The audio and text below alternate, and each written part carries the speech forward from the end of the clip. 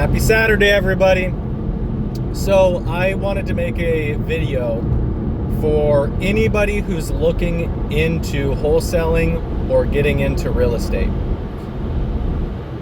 And the reason being is just 48 hours ago, so 2 days ago, I had somebody cold DM me on Facebook. And he said, "Hey Brandon, I'm trying to connect with real estate investors in my area. I see that you're active and doing stuff. Can we sit down for coffee?" And typically I avoid that type of stuff, right? Because hey man, I'm too busy. I got too much going on to meet. But I said I said, what can I do to help? What's going on? I didn't say no, I won't meet with you, but I just said, how can I help? Because he's obviously actively looking for information. So he said, "Hey man, I'm looking to get into a single family or multifamily property with low money on creative finance, and I'm also looking to get into wholesaling to build up capital." And I said, "Dope, I got you."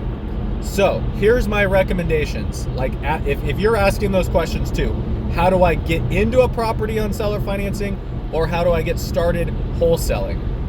And this is actually a great combo, because there's a lot of people you're going to reach out to about seller financing who are going to tell you to kick rocks, but you still might be able to turn it into a wholesale deal. So just because they say no to terms, right, to creative financing, just because they say no to that doesn't mean you can't still make money wholesaling a cash offer deal, right? So here's exactly what I told the guy. I said, what you want to do, and I asked him, I said, "Do you have time or money?" And he said, I have time, I don't have any money. So and that's usually the case with most people, right? When I got started, I had more time than I had money. Most people start that way. And that's exactly his situation. So I said, okay, so you're not going to spend any money on advertising. You're not going to build a team. You're not going to pay for an assistant. You're not going to pay for a cold calling team, any of that stuff. You're going to use your time. So here's what you need to do. You need to go find a local title company, and there's 5 or 7 of them. Call them and say, "Hey, I'm looking to find off-market properties. I'm an investor. Can you help me with a list?" And they're going to say, "Sure, what do you want?" Right? Because if they help you find a property, you're going to have to come back to them as for a title company to transact that real estate, right? So it behooves them to help you, and then just come back to them, and since they helped you, and come back to them and run your deal through them.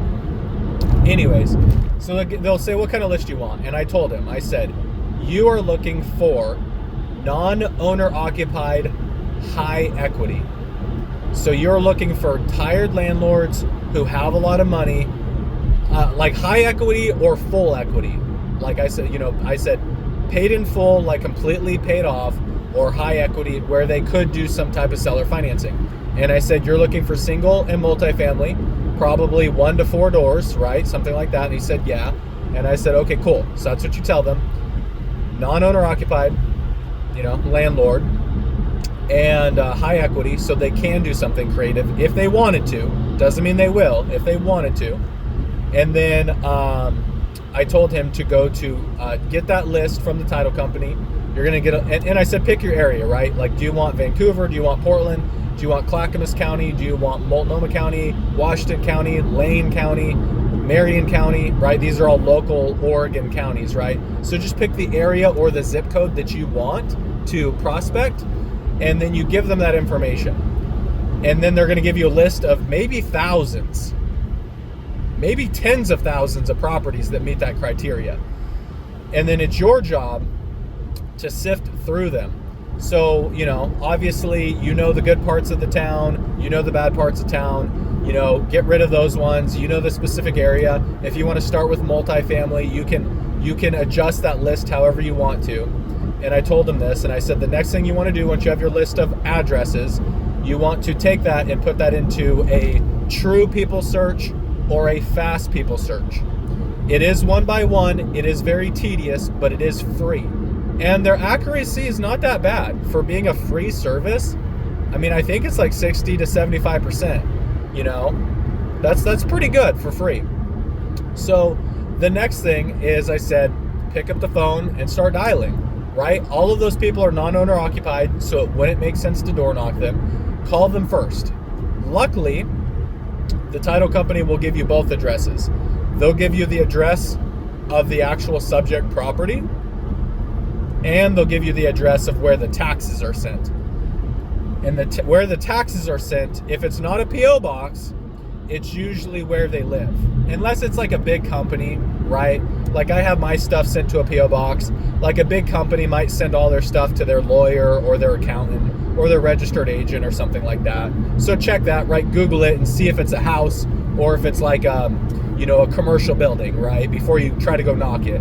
But I would always start with calling, because that doesn't cost you anything, right? It doesn't cost you gas, wear and tear on your car. So that's the first thing you want to do. So, and I didn't even get to this part yet, right? I could have told him, I said, and here's the script I would use. But essentially I told him, I said, hey man, you call these people, you've watched Pace Morby videos, you know how to kind of pitch creative financing, right? And essentially that's what it is, man. You just tell them like, hey, I'm a newer investor. I'm looking into getting into, my first or second property. I wanted to see if you might consider an offer.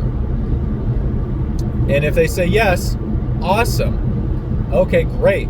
So you want this amount of money. When do you want it? Do you want it now? Do you want it a year from now? Do you want it 5 years from now, right? Like, when do you want the money? Okay, so you want it, if you're to sell, you want the money now. Okay, no worries. Well, what if I gave you more than what you're asking for? Like, let's say I gave you an extra $25,000. Would you be willing to take payments for the first couple of years? 2 or 3. Just tell them like, hey, I'm working on my credit right now, or hey, I got $30,000, but I don't have I forgot exactly how I worded it. I'm trying to go into more detail for you guys, but if somebody's considering doing seller financing for you, you don't want to tell them. You don't want to tell them you have bad credit. You don't want to tell them that you're in between jobs. Like, you want to seem like a solid bet, right?